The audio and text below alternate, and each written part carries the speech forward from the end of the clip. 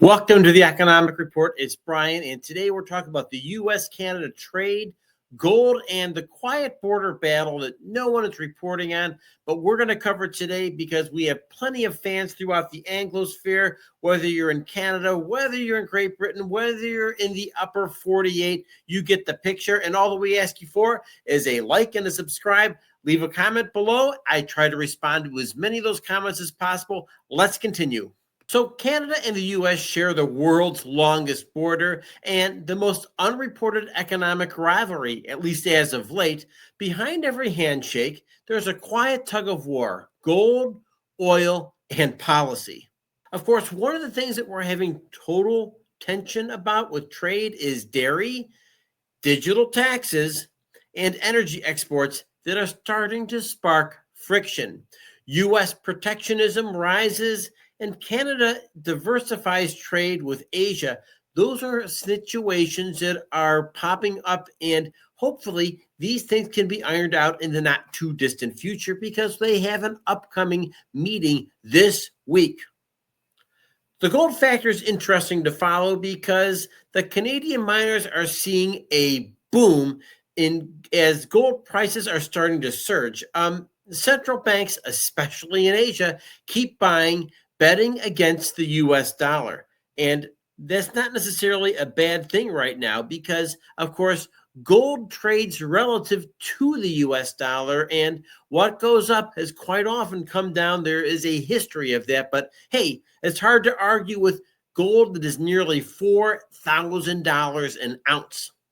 And you'll find another interesting trend taking place here because foreign enrollment in U.S. universities has actually gone down this year. Now, some people say this is wonderful news. There's more spots open for Americans.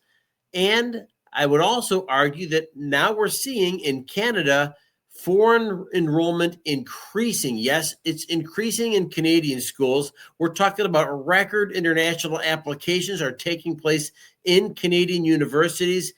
What is it doing? Well, it's helping their universities stay flush with cash, and I would say talent as well, because now you're having talented people from all over the planet come to Canadian schools. So it's something you want to pay close attention to as well. Meanwhile, American public systems are tightening up their budgets. That shift could push more Canadian trained professionals into global markets, while U.S. schools refocus on domestic enrollment. A subtle trade imbalance in brains, not necessarily goods. So according to Forbes, the price of gold, 9:17 a.m., that as of October 3rd, was at $3,878.94 per ounce. And that's a huge, huge swing. And folks, I want to remind you, it wasn't that long ago, like June, July, when we were covering gold, it was trading at 33.33. That number just stuck in my head. And now we're talking about roughly a 20% increase from that number. And this is only over the past 3 or 4 months. I want to make sure that we're following this story because gold in Canada is mined quite often, and it really is a boon for some of the Canadian industries. Another thing to take into consideration, of course, is with this trade, obviously there's manufacturing in Canada that's taking a bit of a hit right now.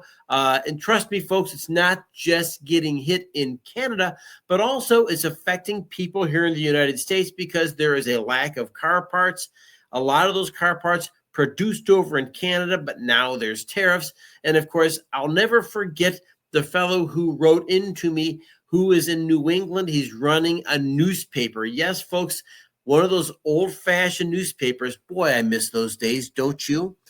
Anyway, he was talking about how his newspapers are printed in Canada by Canadian printers and, of course, on Canadian paper, and how those newspapers were getting really super expensive. It was absolutely killing his American business.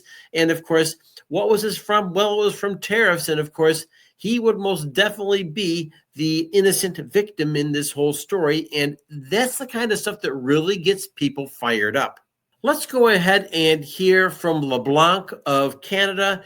I don't know if he's completely optimistic about where this week's trade talks are going to be, but we do know that the British Prime Minister is going to be in the United States talking to Trump all over again. And Lord willing, they're able to iron out some of the wrinkles in this relationship because we need Canada. Canada needs us. And I'm here to tell you that we've had a wonderful relationship for a long, long period of time. But I'm curious what LeBlanc's concerns are, and I want to hear what they are right now. Let's go ahead and check this out. We're seized with the impact these tariffs are having on our industries. We're taking the time necessary to secure what, in our judgment, might be a good deal for the Canadian economy. We're making progress. We're not there yet, but Mr. Chair, that work continues. We're not there yet, Dominic LeBlanc says, and that's something the government has been saying for quite a while now. It doesn't look like, on the surface at least, there's a whole lot of action, but LeBlanc was telling senators today on that committee that no, the conversations continue. He himself talking to Commerce Secretary Howard Lutnick, who is Trump's point man on tariffs. He says they are in conversation regularly. And we know, of course, and LeBlanc reminded senators of this, that Mark Carney is personally in touch with Donald Trump on a pretty casual but regular basis. We know that they phone each other sometimes, exchange text messages. And of course, we don't get readouts of that. That is usually when a prime minister meets with a leader of another country, the prime minister's office puts out a written statement that kind of summarizes what was discussed in those calls. They rarely go into any substantial detail, but at least you know they're happening. But LeBlanc saying, no, those conversations are going on. Canada's ambassador in Washington, Kirsten Hillman, also meeting regularly with Jameson Greer. He's the U.S. trade representative who's handling, sort of putting in place all those tariffs on not just on Canada and Mexico, but of course, countries around the world. So the message today from Dominic LeBlanc, conversation continues. Question, though, are Canadians getting frustrated with this? This has been a long time that has been the same line from the PMO. They're keeping the conversation going and progress is being made. But we don't really see any progress. Mark Carney promised during the election campaign he was the guy to deal with Donald Trump, to get him to back down or at least lower some of the tariffs, especially those sectoral tariffs that are hurting Canadian industry so badly. And it hasn't happened yet.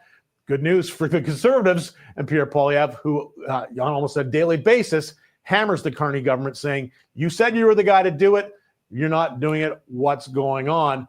We'll see coming weeks as we head towards the Thanksgiving break, whether or not there will be any substantial progress, but it's all kind of shaping up, looking now more and more like the main event of this is going to be next year when the CUSMA comes up for actual renegotiations, because And I'll go ahead and stop right there, and I'm going to go ahead and shut that one down as well. Not so much that I don't think any progress will be made, but I think progress is oftentimes made not all at once, but it tends to be made in incremental steps, one.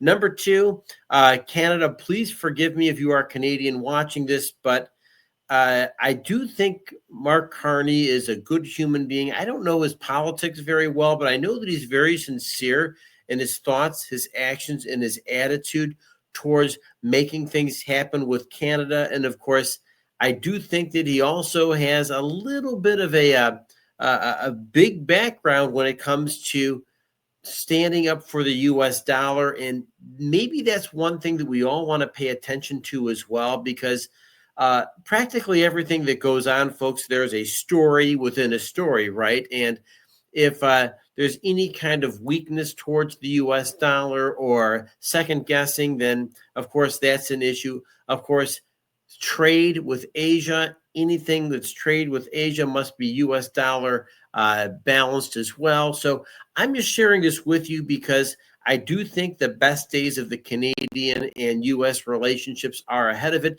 That includes trade, but just give things a chance to play their way out. We already know, and I'm asking my Canadian viewers and anybody else throughout the Anglosphere just to be like cognizant that Trump is the king of rhetoric, in case you didn't know.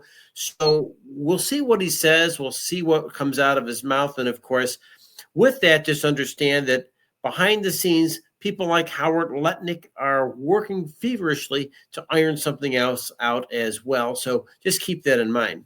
So with that, ladies and gentlemen, I want to remind you to help the sponsors out on this channel. One of the sponsors are life insurance, folks.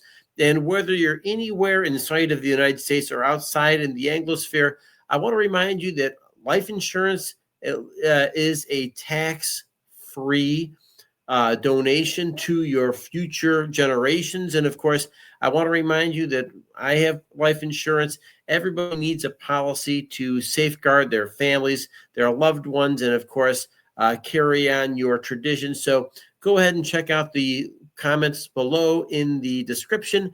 You'll find a link here to get a quote on your life insurance. And with that, ladies and gentlemen, just a reminder that the biggest battle we're fighting is the one between our ears, over our thoughts, our actions, and our attitude. Smile, say hi to somebody, no matter where you are in the world. A smile always says hello. And with that, I'll catch you next episode of the Economic Report. Thanks for joining me.